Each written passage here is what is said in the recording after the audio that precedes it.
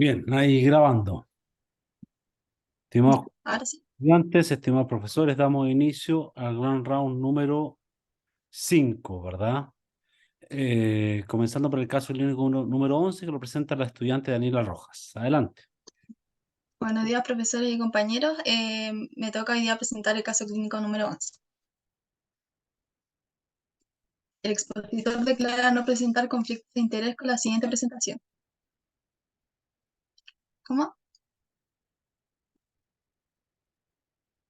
¿Digo? ¿Sí? Adelante. Ya. Eh, Antecedentes. Paciente, sexo masculino, fecha de nacimiento, edad 65 años, antecedentes mórbidos, hipertenso, tratado con losartán, diabetes no tiene y hace 2 años sufrió un infarto, un preinfarto del miocardio. La fecha de atención fue el 28 del 8 del 2023 y el motivo de consulta es que el paciente acude porque quiere ver la posibilidad de operarse de pterígio en ambos ojos. En biomicroscopía, el médico ve en ambos ojos córnea clara, Van Herrick de 4, cristalino claro, en ojo derecho un pterígio de grado 2 y en ojo izquierdo un pterígio de grado 3. En oftalmoscopía, en ambos ojos, el doctor ve una excavación de 0,6 y pone en paréntesis que está aumentada. Refracción en consulta, ojo derecho, un +1 con un -1,25 a 180. Con esa corrección llega a una agudeza visual de 0,8 parcial. Y el ojo izquierdo, un +1,25 con un -1,75 a 175. Y llega a una agudeza visual de 0,8 parcial. Y las presiones de ese día, que fueron tomadas antes de la consulta, fueron de 15 y 14 miligramos de mercurio. Y la gonioscopía, el doctor lo ve normal y ve un ángulo abierto sin pigmento. Antecedentes y otras preguntas añadiría la anamnesis. Bárbara Feliz. Hola, profesor. ¿Podrías volver una atrás, por favor? Ujú. Otra más. Ya. Ahí. Sí, me gustaría ahondar en si el tratamiento con los sartán está como realmente con el tratamiento que le indicó el doctor o si es que lo está cumpliendo o no. Si es que ha tenido alguna otra complicación por el preinfarto al miocardio que tuvo. Em, Quisiera ahondar en la posibilidad si es que tiene algún antecedente de glaucoma en la familia, ya que igual tiene una excavación aumentada y la presión, en qué horario se tomó de la consulta, porque tampoco sabemos a qué hora fue la consulta. Em, Refracción con CAE, si es que hay alguna mejora en esa huesa visual. Y más que nada, también ver cómo si este Terigion, como si es que hay algunas consultas anteriores que nos refieran que este Terigion tiene algún avance que sea como más rápido o si es que está estancado como en el tiempo. Eso, más que nada. Daniela, ¿qué opina?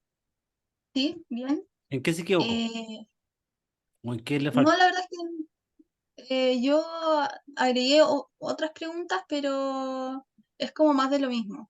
De lo que ella ¿Qué no quiere nombró pensar? fue la última. ¿Cómo? Si no hay nada más que agregar, dijo todo bien, pasamos a la siguiente. No va a leer de nuevo lo mismo, usted dice que es lo mismo que dijo la Claro. compañera. O sea, ahí se nos van alargando los grand rounds.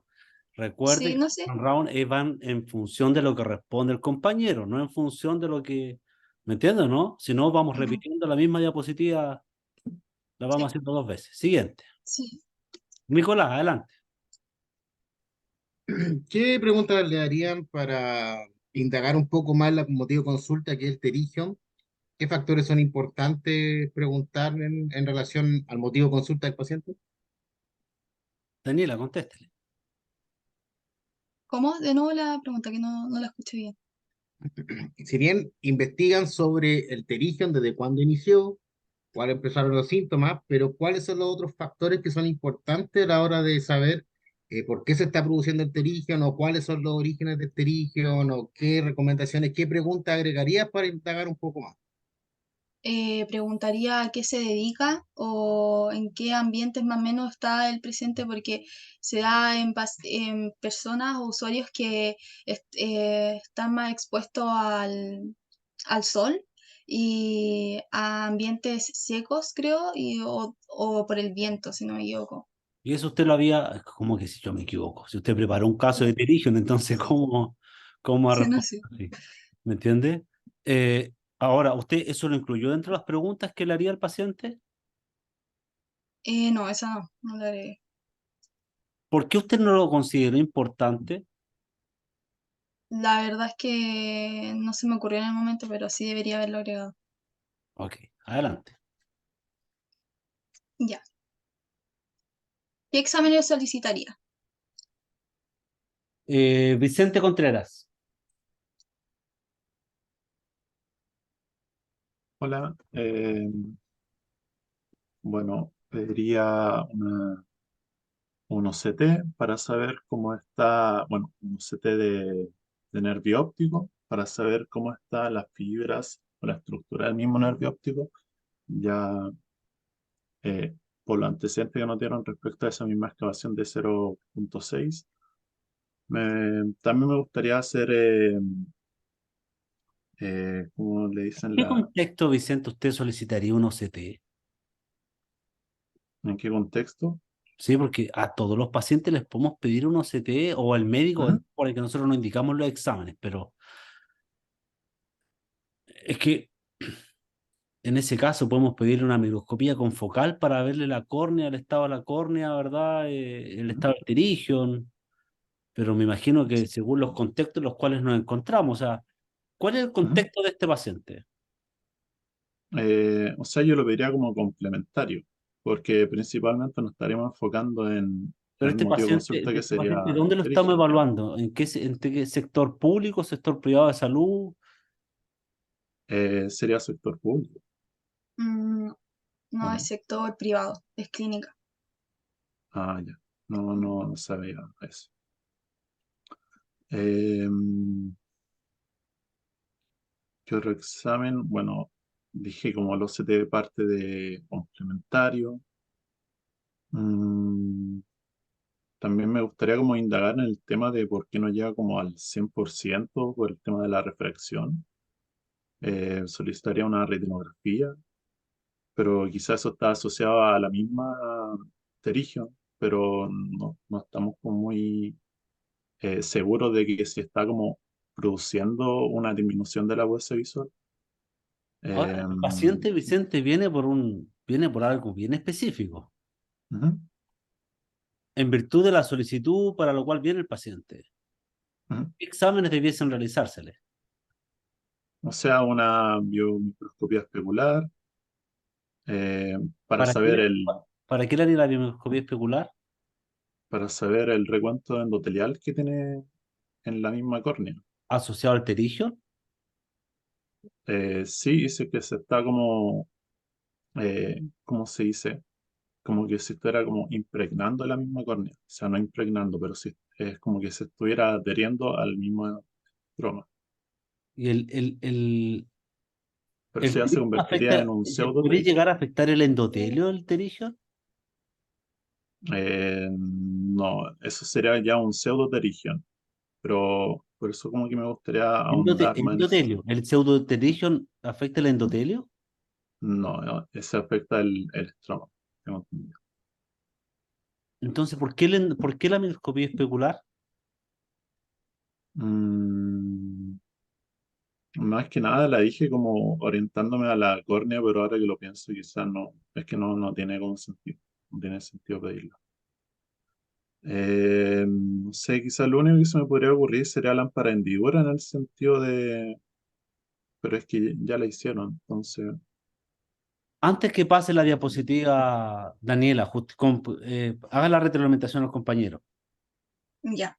Eh, yo agregué microscopía especular porque pensé que mis compañeros podían decirlo, pero la verdad es que en la clínica, cuando los pacientes se quieren operar de pterygium, no le hacen ningún examen preoperatorio oftalmológico, así como decir la microscopía o un test de Schirmer.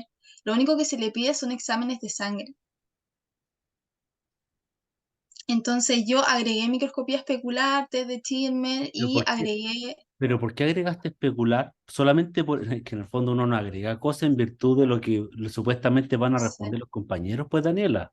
sí. Porque la Es que microscopía yo, especular, a mi entender, y por favor le pido la retroalimentación a los profesores, que la microscopía es para evaluar el endotelio. claro, El sí. pterigion es un tejido, es una carnosidad que crece, ¿verdad? Desde el limbo hacia la córnea, ¿verdad? Entre el epitelio y el estroma. El pseudoterigion es una carnosidad, ¿verdad?, de tejido inflamatorio conjuntival que crece por sobre el epitelio corneal. Por lo tanto, ninguno de ellos va a afectar siquiera el estroma, Ujú, ¿verdad? Por lo tanto, ahí sí, llegar a afectar el endotelio corneal no te responde a ninguna lógica. No es que en el centro no quieran hacérselo, sino que para qué se lo van a hacer. claro. Sí, eso lo hablamos con mi profesora y eso me decía ella, que la microscopía evalúa el endotelio, entonces Entonces, no no, tiene sentido ¿y hacerse. por qué no me responde eso, Daniela, para orientar a su compañero que se equivocó ahí? O que da lo mismo Contreras. En el fondo, el tema es que ahí lo que yo espero es que Daniela, quien preparó el caso, tenga esa respuesta. Nicolás, Sandra, Ya, Nico estaba bueno, antes ahí. ¿qué modificaciones harían en los exámenes que ya hicieron, por decirlo así? ¿Qué consideraciones podrían tener en la lámpara hendidura? ¿Qué consideraciones pueden tener en la lensometría, en el autorref? Quizás por ahí podrían complementar más los exámenes o qué modificación harían a un paciente que no tuviera un terigen tan avanzado. Mi comentario va más a modo en la zona del terigion, aparte que nos sirve para una microscopía especular para el mismo terigion, igual no va a tomar el equipo. Ujú. además. Además, entonces no responde a ninguna lógica poder haber hecho la... Pero todavía, a ver, pasa la diapositiva, por favor, Daniela. Ahí se agregaron los dos. Tú incluiste una retinografía por las alteraciones de la microscopía especular que no responde a nada. El test de Schirmer sí puede ser porque probablemente podamos encontrar la causa del problema o la razón por la cual tenemos la inflamación asociada, ¿verdad?, al pterigion, los exámenes de sangre, por tratarse de exámenes preoperatorios típicos, la curva de tensión ambulatoria, los CT de nervio óptico, el campo visual computarizado. Se le solicitó una curva de tensión ambulatoria, unos CT de nervio óptico, un campo visual computarizado y exámenes de sangre. Ujú. Nicolás, no sé qué opinas, pero yo creo que una topografía corneal hubiese sido un examen de relevancia para poder evaluar esto. ¿Qué opinas tú? Sí, entrega información, pero no sé si es de relevancia. Entrega información importante, pero lo que más, en un terigen lo que más importa es modificar, y eso esperaba que respondieran, modificar la toma del autorref, por ejemplo, que podría ser una toma central, una toma más hacia el terigion, que te va a dar un astigmatismo irregular mayor, y una toma más alejada del terigion para ver cuáles son las fluctuaciones de la refracción que te da el autorref y te guía como subjetivo, porque puede que ese 0,8 sea porque la refracción no esté completamente realizada o porque tiene un astigmatismo irregular que está produciendo aberración al final del cabo. Entonces, o incluso la lámpara de hendidura, lo revisaron solo con técnica difusa, indagaron un poco más, hicieron sección óptica, hicieron paralelismo, hicieron dispersión escleral, cómo está la córnea, si hay opacidades, cómo está la lágrima, evaluación de Booth, ni Booth. Pucha, tienen para hablar media hora sobre eso, yo creo. Exacto. Ariane, Que quería hacer una precisión respecto del argumento de por qué había puesto Daniela la microscopía especular. En el fondo el argumento no puede ser porque pensé que los compañeros lo iban a decir, ¿ya? Cuando uno pone qué exámenes solicitaría, es como, en el fondo, yo me imagino todos los exámenes que yo puedo pedir para poder resolver algo del caso.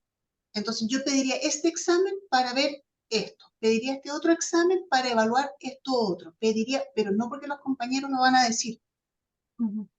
¿ya? Entonces argumentar muy bien para qué vas a pedir cada examen que vas a pedir. En el fondo, esa es la idea de este ítem dentro del Grand Round. ¿Qué exámenes Ujú. solicitaría? Mira, si yo pudiese en un mundo ideal pedir todos estos exámenes, pero tiene que tener una justificación. De hecho, esto va a ser, esta misma pregunta es una de las preguntas que podrían venir en los exámenes de título, cuando se le presenta el caso clínico. Hubiese sido relevante yo poder contar adicionalmente este caso clínico la información de este examen por esto, este examen por esto otro y este examen por aquello. ¿Me entienden? Entonces, esta pregunta tiene una razón de ser en el entrenamiento usted mira al examen de título. Bien. Claro, y lo Por otro, favor, Sandra, por favor, confirma perdona, la presencia de los estudiantes que tienen que estar en esta instancia a propósito de examen de título. Y tomé pantallazo de todos los presentes. Bien, Ariane, cuenta.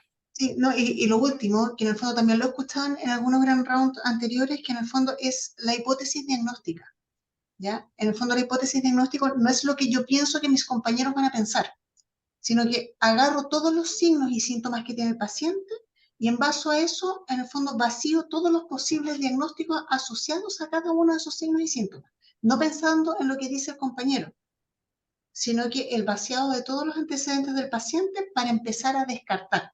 Y el objetivo de los exámenes que uno pide es justamente descartar todas las hipótesis diagnósticas que uno puede tener.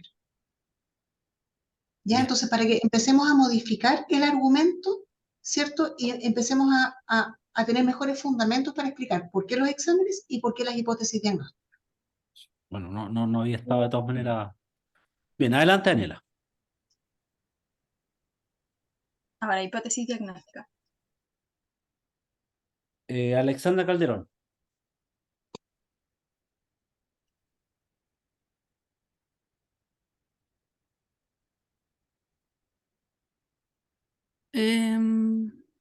Bueno, por lo que ya se habló, lo del Terigion, y no se me ocurre otra cosa. Le están pidiendo OCT, campo visual computarizado, OCT de nervio óptico. O sea, guiándome por eso podría ser No, y por los glaucoma, antecedentes que presentaron anteriormente, pues. claro. Por eso los compañeros o en virtud de los antecedentes, los compañeros mencionaron la realización de estos exámenes. ¿De qué se puede estar sospechando adicionalmente? De glaucoma. Ok, o sea, tenemos como hipótesis diagnóstica glaucoma, pterigion. El pterigion, ¿con qué otra condición podría verse y que tiene la misma sintomatología? Podría verse como hipótesis diagnóstica. ¿Cómo? No entendí la... Un pterigion, ¿qué otras condiciones o patologías se podrían ser también una alternativa de hipótesis diagnóstica? Mm, lo Pingüécula, otro que es similar a eso, la pseudoterigion, pingüina. una pingüécula inflamada, o sea, una pingüeculitis, ¿sí o no? José, Sí, Ojo seco, alergia, alergia inflamatoria importante, alteración autoinmune, enfermedades autoinmunes. ¿ok? Daniela, adelante. Como hipótesis diagnóstica puse pterygium ojo derecho grado 2, ojo izquierdo grado 3, glaucoma y retinopatía hipertensiva porque el paciente presentaba Daniela, pero hipertensión, por qué la hipótesis diagnóstica graduó el grado de pterigion? porque el doctor ya había puesto el grado Ah, pero en pero la ese es el primera consulta. diagnóstico, no es la hipótesis diagnóstica en virtud de los antecedentes que le está presentando a los compañeros, ¿sí o no? Porque la idea es que Ujú. los compañeros hagan el raciocinio, ¿verdad?, de cuáles son las probables hipótesis que tiene el paciente. ¿Por qué, entre, por qué descartó la pingüeculitis o el ojo seco o un pseudoterigion? Solamente porque ya tiene el antecedente duro del médico que ya hizo el diagnóstico. La verdad es que sí, no pensé en poner la pingüécula y ojo seco, ¿Y la retinopatía hipertensiva por qué la puso? porque el paciente tenía hipertensión, entonces pudo haber sido algún... Qué síntoma el paciente relata que te pueda a ti hacer pensar que el paciente tiene una retinopatía hipertensiva? eh, La verdad, ningún síntoma, porque en fondo de ojo el doctor no ve hemorragia ni... ni nada por el estilo, pero yo lo quise agregar solo porque el paciente tenía hipertensión. Ok. Eh, no, eso tampoco corresponde a esta sección, Daniela. ¿Mm? Porque en el fondo tiene que haber algo que justifique la probabilidad de que el paciente tenga esa condición para que sea un hallazgo, para que sea inferible una hipótesis. Ujú. Adelante.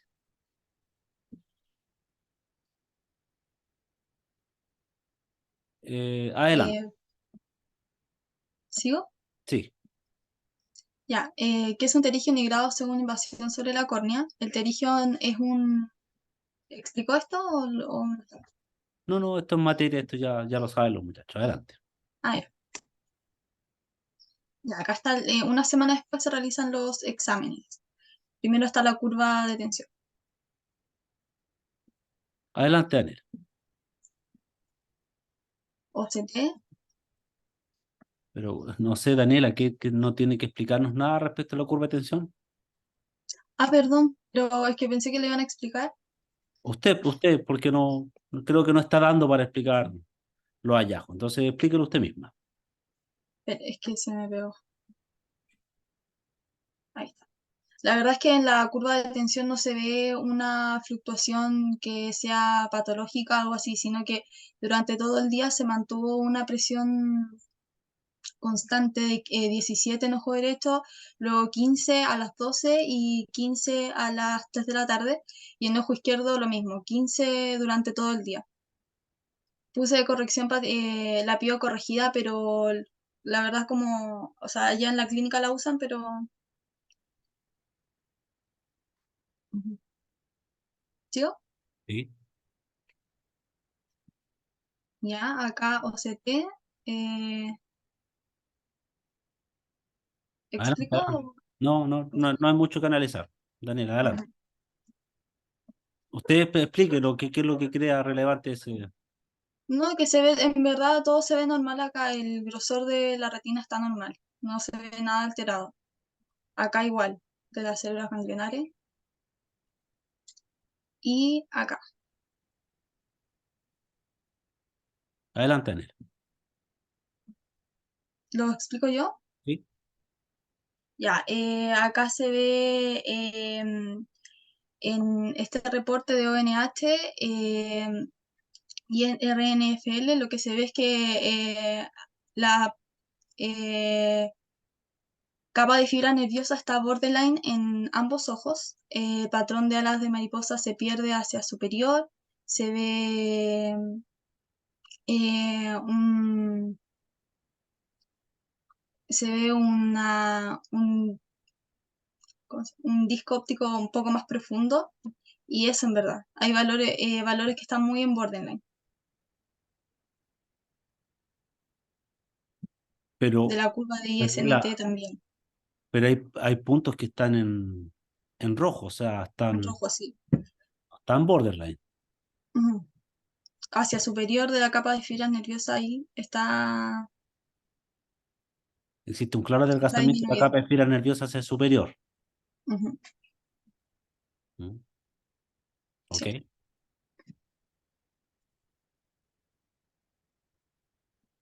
Adelante, Daniela. Bueno, y acá el campo visual de ojo derecho lo que se puede ver es que más que nada hay un aumento en la mancha ciega. Esos puntos que se ven a inferior, que se ven patológicos, pueden haber sido por falta de atención del paciente. ¿Ok?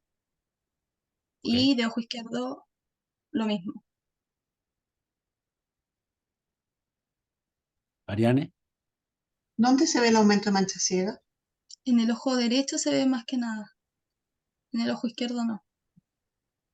Ya, yo les he dicho varias veces que en la rejilla de grises es O sea, imposible perdón. definir un aumento de mancha ciega, Sí, acá. ¿cierto? Vemos una alteración del hemicampo inferior que es significativa, ¿cierto? Ujú. Que lo podemos ver en la desviación total y en la desviación del modelo se mantiene. Ahora yo no veo puntos que se mantengan a nivel de la mancha ciega, ¿ya? Y por otro lado tenemos una desviación media alterada. Está alterada, sí. Está en -4. Eso es relevante, aquí yo no veo aumento de mancha ciega porque la rejilla de grises no permite evaluar aumento de mancha ciega. Adelante.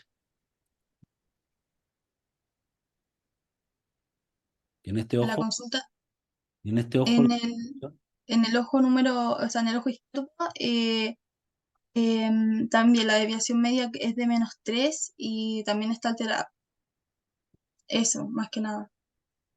Y esos puntos que se ven ahí que podrían ser por falta de atención del paciente. adelante. Espérame, Ya, perdón. ¿Por qué esos puntos por falta de atención si es un paciente que tiene, digamos, todos los índices de confiabilidad dentro de rango y que además el colega puso ahí buena cooperación y examen confiable? ¿De dónde sacamos que hay falta de atención acá?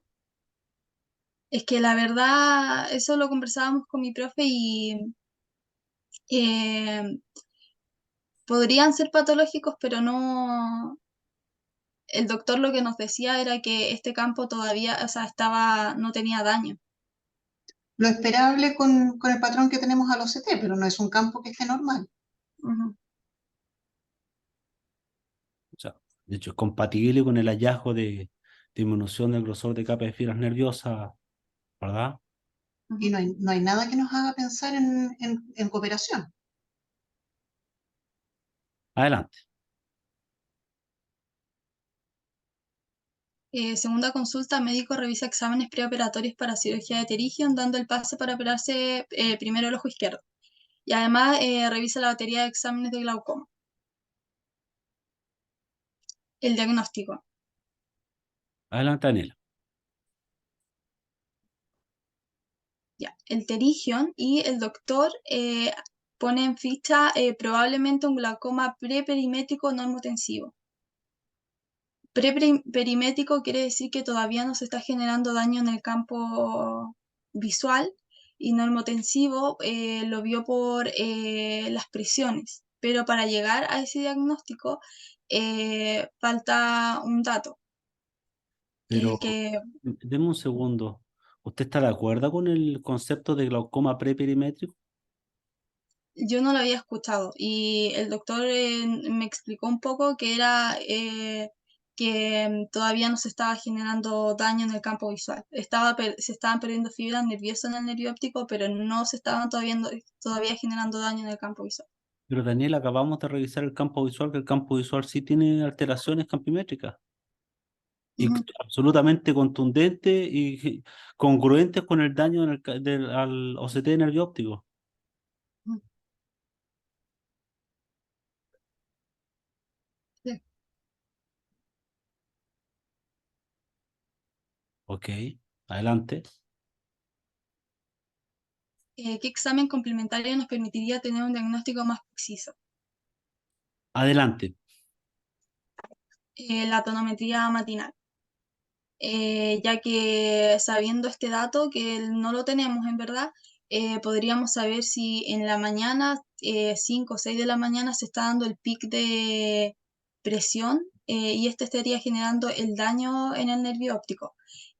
Pero como no tenemos ese dato, no podemos saber si se está generando este pic o en verdad las presiones se mantienen normales. Adelante. Tratamiento, seguimiento y pronóstico. A ver, David Bravo, ¿qué opina sobre el tratamiento, seguimiento y pronóstico?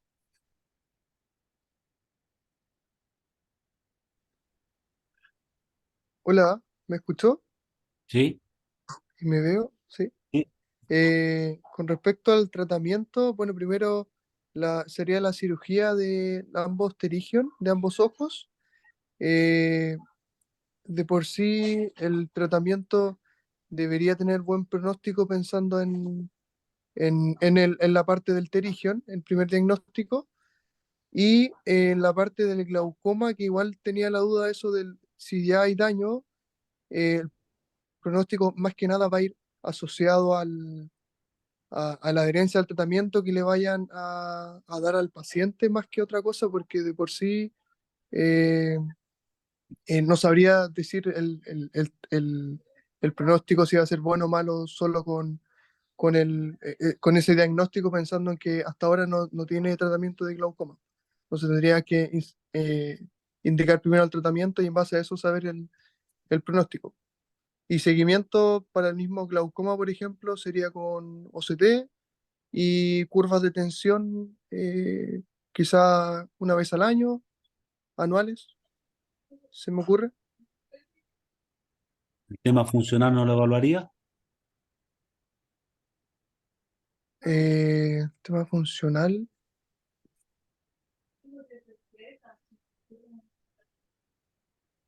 Campo ¿Por qué visual. parte se refiere?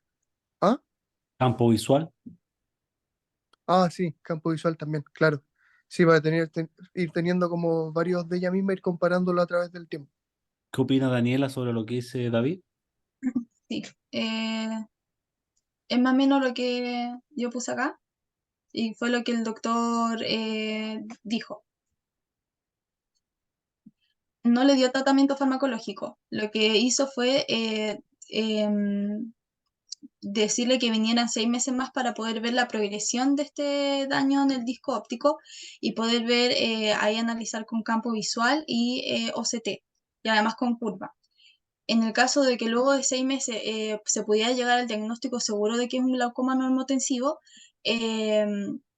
se deberían dar fármacos antiglaucomatosos, pero como análogos de prostaglandina o alfa agonistas, ya que estos tienen factor neuroprotector para proteger las fibras nerviosas del disco óptico. Y además lo que se busca con el tratamiento, para el tratamiento de glaucoma normotensivo, es bajar igual entre un 20 a un 30% las presiones, porque puede que los ojos de ese paciente sean más sensibles a presiones más normales. Entonces, eso se busca con el tratamiento, Daniela, pero aquí no le dieron. ¿alguien en este proceso, alguien evaluó el ángulo irío corneal? Sí, se hizo la gonioscopía y ¿Ya? era un ángulo abierto, sin Tiene pigmento, un ángulo abierto. y un Van Herrick de 4. Ya. Ariane, ¿qué opinas?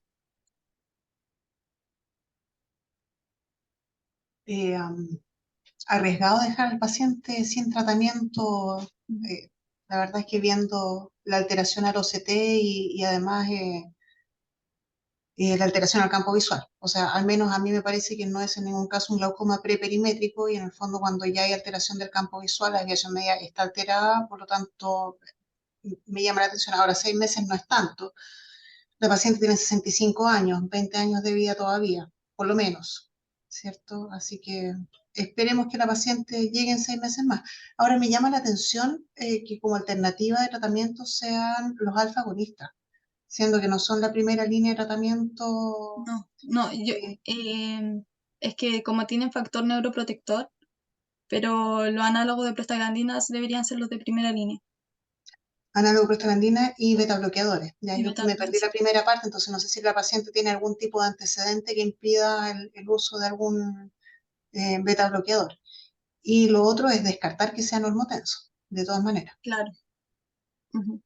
Y tenemos un paciente, perdóneme, y ahí Daniela, usted tuvo un entrenamiento para poder ver, independiente que usted le diga el papa que no tenga un daño glaucomatoso al campo visual. Si usted lo está viendo como profesional, usted tiene la misión de poder informar, independiente que se lo diga el médico y cualquier otra entidad, usted es la profesional o la estudiante que tuvo la formación suficiente para poder reconocer que existe una alteración campimétrica. Pero ese paciente tiene alteración de la desviación estándar, la desviación media, ¿verdad? Alteración media. Tiene alteraciones en la escala de grises, ¿verdad? Tiene que en el fondo, independiente que sea, en el fondo es evidente el daño, ese mapa es para graficar el daño, y cuando ese daño se corresponde con el daño al OCT, tiene alteraciones en el mapa de desviación patrón, ¿verdad? O sea, todo te indica que existe un daño campimétrico. O sea, este paciente, glaucoma periperimétrico, jamás. Tienes aumento de la excavación del nervio óptico. Tienes alteración efectiva del grosor de capa de fibras nerviosas, que es congruente con el daño que efectivamente que usted lo pasó por alto, pero tenía alteración del complejo de células ganglionares también, Ujú. ¿verdad? Entonces, no entiendo dónde no se ve el daño. En el Tiene, fondo, tiene todo alterado. Y la presión, tenía una presión de 17. Yo evaluaría esa presión. Efectivamente, yo una curva de tensión matinal a lo mejor hubiese sido una alternativa, pero puede que ese paciente a lo mejor en algunas circunstancias puede estar haciendo un cierre angular, no sé, independiente que esté en condiciones abiertas, pero hubiese indagado un poquito más sobre el ángulo, ¿verdad? Pero si es un glaucoma, es un glaucoma normotenso, claramente hay que indagar un poco más sobre aquello. ¿Ya? ¿Ariane? sí, que en el fondo, a ver, hay que entender que los expertos en exámenes dentro del equipo de salud somos los tecnólogos médicos, ¿ya? Los que estudiamos el campo visual, cómo se analiza el campo visual, qué parámetros tenemos en el campo visual, somos los tecnólogos médicos, ¿ya? No necesariamente todos los médicos tienen esa expertise, entonces es nuestra función también decirle, doc, con mucho respeto, pero ojo, ¿ya? Tenemos esto, ¿ya? Si a usted el médico le dice, es preperimétrico, sí, doctor, pero ¿sabe qué? En los índices globales la desviación media está alterada, ¿ya? Porque tal vez él no tiene esa expertise, que en el fondo no tiene por qué tenerla, porque para eso está el tecnólogo médico, para poder aportar en ese contexto también, en decirle, ¿sabe qué? Mire, esto igual nos puede decir algo. Y entonces en el fondo me da la impresión de que acá creyó que junto, como el médico dijo, no, aquí esto es preperimétrico, listo, esto es preperimétrico. No, es que yo le pregunté a 2 doctores y los 2 me dijeron lo mismo. ¿Y Por eso, ¿Y eso, glaucomatólogos? y eso qué representa? uno sí, ¿Y eso sí. qué representa a usted que le digan dos médicos que en el fondo que es preperimétrico? Siendo que usted está viendo el daño campimétrico. O sea, no debería, eh, debería, o sea, ver, o sea, lo que estaba viendo debería haberlo dicho, pues, como le pregunté a ellos y me dejé llevar por lo que me dijeron ellos. Que por último, es que sabe que por último ya, ok, le puedo dar el punto. El tema es que usted por último la presentación la monta desde el cuestionamiento respecto de que usted visualizó, y por el tema que usted dio por hecho que en el fondo eso efectivamente, porque los médicos le dijeron que no estaba y el colega le dijo que no estaba, usted asumió que no estaba. Y usted dejó de cuestionarse Mm. la posibilidad de existencia de un daño, siendo que la objetividad, los resultados dicen lo contrario. Bien, creo que lo termina con el paper. Sí.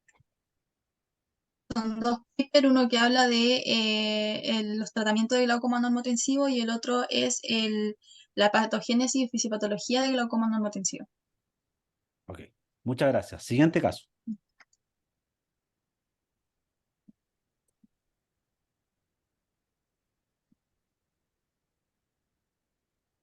Ok. Tienes que dejar de compartir, Daniela. Sí, no sé cómo dejar de compartir. Ahí está. Sí, ahí. Em, Estudiante, ¿hay alguien que crea que efectivamente no existe un daño en el campo visual? Es que me gustaría poder tener, o algún compañero. Felipe, a ti que te toca el caso, es el siguiente caso, ¿qué opinas tú del campo visual? yo la verdad, cuando lo vi, no lo había relacionado como usted, a que justamente estaba como el daño como al lado contrario de donde estaba el daño en el OCT, es decir, que el campo visual al demostrarse de manera contraria, en un lado, en el OCT estaba arriba, en el campo estaba abajo, no me había dado cuenta de eso, pero igual puede ser, no sé si era el primer campo visual, quizás por ahí se podría deducir que estos puntos podrían estar por, no sé si concentración o cooperación, pero más que nada por no acostumbrarse al examen, quizás, se me imagina. Felipe, pero entonces a Ujú. usted le llama la atención que el daño en la retina sea superior y en el campo visual sea inferior. No, no, no me llama la atención, me refiero a que no lo había relacionado, porque obviamente en el campo visual es al contrario que eso, como se muestra en retina. Lo que me llama la atención más bien es eh, eso que digo que quizás como primer campo visual puede verse afectado puntos que en realidad no están afectados. Si es que es el caso que sea primer campo visual. No lo sé. Como tratando de encontrar una lógica en el fondo a la indicación del médico, en el fondo, ¿verdad? Claro, De porque al tener- final son como relativamente poquitos puntos, por decirlo de alguna manera, quizás por ahí, no lo sé. Mm, ya, ok. Porque estoy tratando de ver.